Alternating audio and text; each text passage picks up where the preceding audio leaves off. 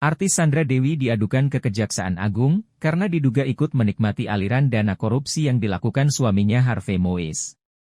Baru-baru ini publik digemparkan dengan penangkapan tersangka Harvey Moise yang terlibat kasus korupsi tata niaga komoditas timah wilayah izin usaha pertambangan (IUP) PT Timah Tbk 2015 hingga 2022.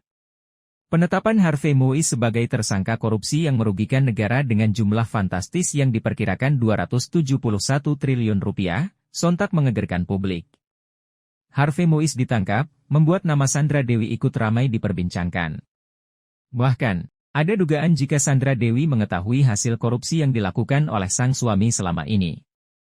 Oleh karenanya, pihak Pendekar Hukum Pemberantas Korupsi, PHPK, hari ini, Selasa, 2 April 2024, mengadukan Sandra Dewi ke Kejaksaan Agung RI, terkait keterlibatannya atas kasus korupsi sang suami.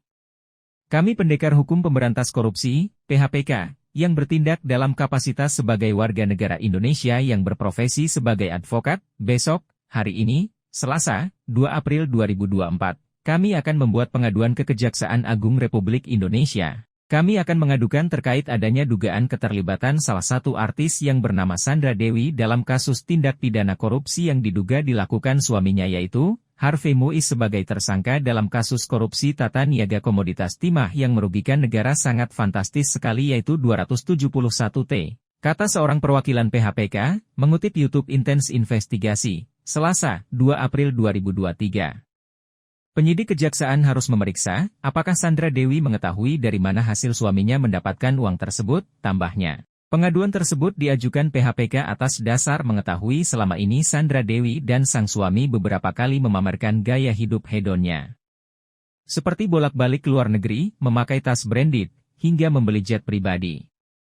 Menurut kami ini ya sudah di luar batas pendapatannya.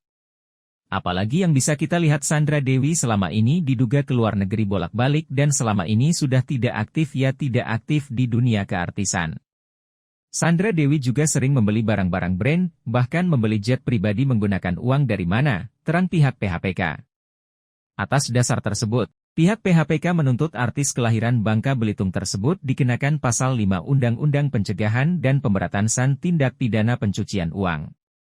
Serta terancam mendapat hukuman penjara 5 tahun dengan denda 1 miliar rupiah. Lantaran sang suami yang saat ini sudah ditangkap dan uang yang diberikan kepada Sandra Dewi selama ini adalah uang hasil tindak pidana korupsi. Menurut kami secara patut diduga Sandra Dewi bisa dikenakan pasal 5 Undang-Undang Pencucian Uang yang tertuang dalam Undang-Undang Nomor 8 Tahun 2010. Yang mana berbunyi pasal 1.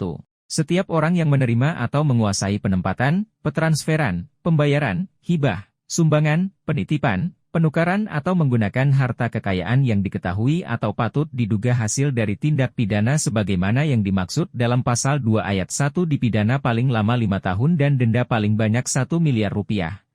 Download Tribun X sekarang, menghadirkan lokal menjadi Indonesia.